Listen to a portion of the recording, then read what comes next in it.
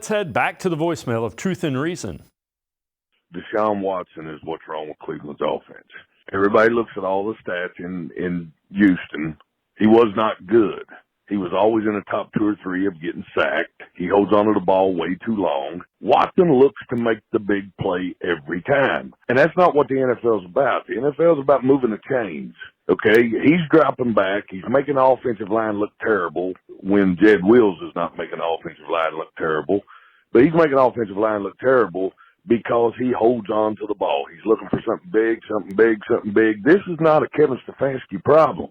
Deshaun Watson has always played backyard football. He's going to continue playing backyard football. See what DTR's got. I'm sorry. $230 million, Jimmy has them. You got it. You wasted it. They should have saw this. He is not the answer for us. Our defense is too good to waste this season on this quarterback and the route this offense is taking right now. Love the show, Dave. Take care. God bless. As always, appreciate all the voicemails. Let's welcome in Trevor Sikkema, PFF, NFL, and draft analyst, also co-host of the NFL Stock Exchange podcast. Trevor, how different is the offense that they're trying to run with Deshaun Watson to what he was running in Houston?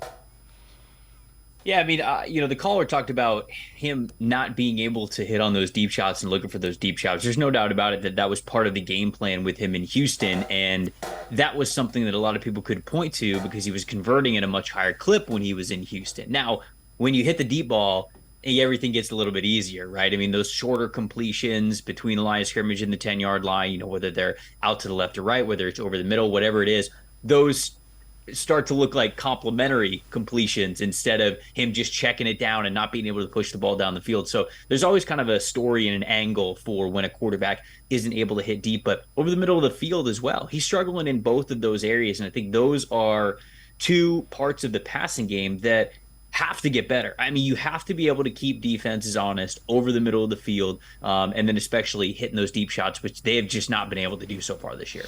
Do you think if they go to a shorter rhythm passing just to get him going?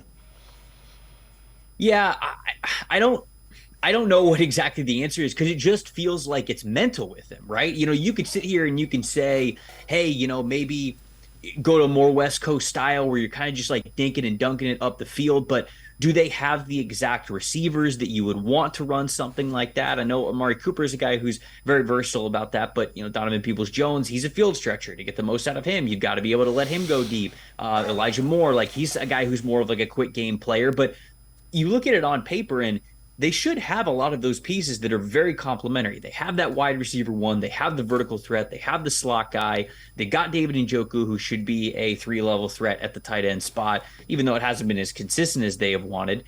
Everything's kind of there. And I'm not saying that they're have the best wide receiver core in the NFL, but they've got a lot of the pieces. It's just a matter of getting the ball exactly where it needs to go. And sometimes that's a process, but unfortunately, Cleveland Brown fans are probably sick of hearing the word process and they want results, especially for a guy that they're paying $230 million to. So I know it's tough, but also 2 games into the season doesn't necessarily mean it's the end of the world, especially because they got that win in week 1 over the Bengals.